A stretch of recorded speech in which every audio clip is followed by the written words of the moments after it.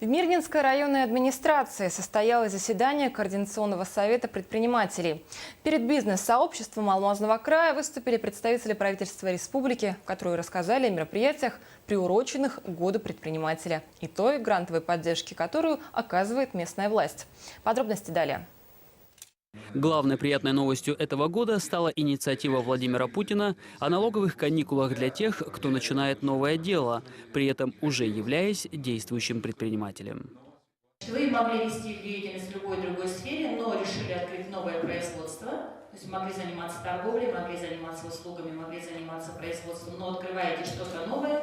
Вот тот бизнес, который у вас будет связан с открытием нового производства, для этого направления будут предоставлены двухлетние налоговые каникулы. То есть в региональном уровне планируется введение этих налоговых каникул с июля 2015 года.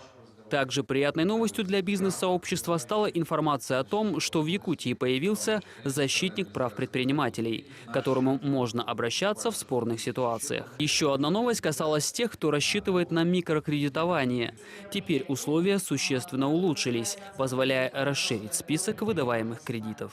Те основные механизмы, которые шли через наш фонд, это микрозаймы и предоставление поручительства. Эти механизмы поддержки предпринимательства, они остаются. Несколько изменились условия. Условия изменились в положительном плане. То есть, если раньше мы предоставляли микрозаймы под 6% годовых на 1 год, то с этого года мы будем предоставлять эти займы на 3 года. Завершилось заседание торжественным вручением памятных наград.